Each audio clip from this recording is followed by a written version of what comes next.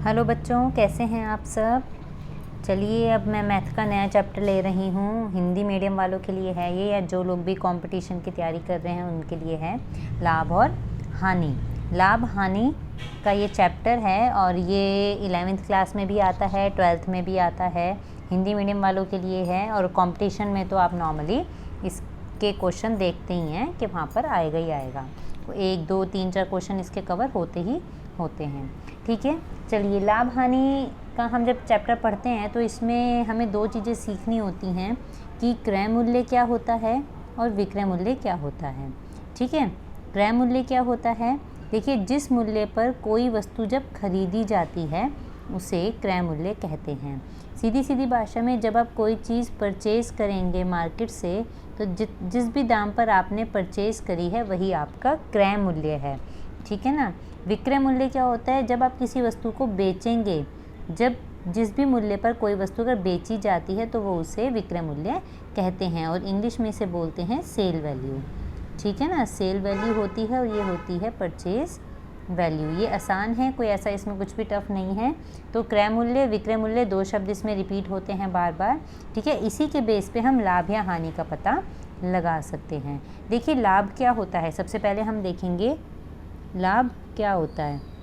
देखिए लाभ का मतलब क्या होता है, हमने कोई एक चीज़ खरीदी, हमने परचेज़ करी, ठीक है ना, मान लीजिए 10 रुपये में। ठीक है, अब हम उसे आगे बेच रहे हैं, मतलब सेल कर रहे हैं हम उसे 12 रुपये में। ठीक, तो हमें लाभ मतलब प्रॉफिट कितना होगा, 2 रुपये का। ठीक है, इसे हिंदी में समझते हैं। हिंदी में इनके कहने का मतलब है कि अगर आपका क्रय मूल्य 10 रुपये है और विक्रय मूल्य आपका 12 रुपये है तो आपको लाभ होगा 2 रुपये। तो यहाँ से एक फॉर्मूला बनता है लाभ का।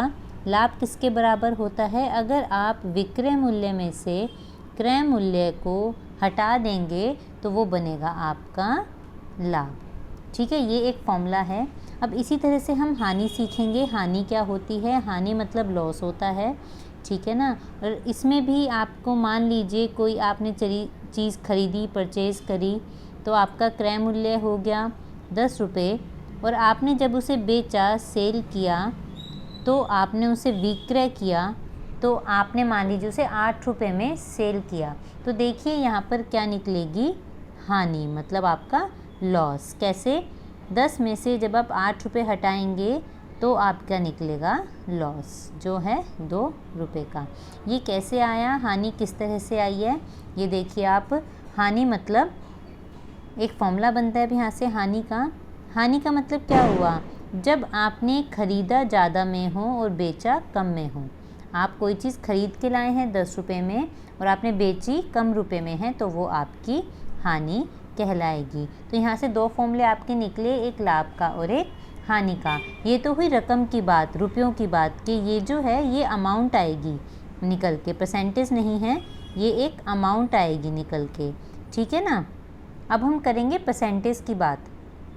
देखिए जब भी हम कभी, यहाँ पर एक टिप्पणी लिखी हुई है, जब भी हम कभी प्रतिशत लाभ या प्रतिशत हानि निकालेंगे तो हमेशा और हमेशा क्रय मूल्य पर ही निकालेंगे। किस तरह से, आप देखिए जब भी कभी हम लाभ निकालेंगे तो हम क्या करेंगे, परसेंटेज लाभ की बात हो रही है, जब हमें कभी परसेंटेज निकालनी होगी तो हम क्या फॉर्मूला लगाएंगे, जो भी आपका लाभ निकल कर आया है, अभी जो मैंने आपको लास्ट पेज पे बताया था, ये वाला लाभ या हानि जो रकम निकल के आई है, ठीक है ना, लाभ आया है, उसके बटे में रखेंगे आप क्रय मूल्य। ठीक है, क्योंकि आपको परसेंटेज चाहिए तो गुणा में रखेंगे आप 100। ठीक है, हम इस तरह से काम करते हैं।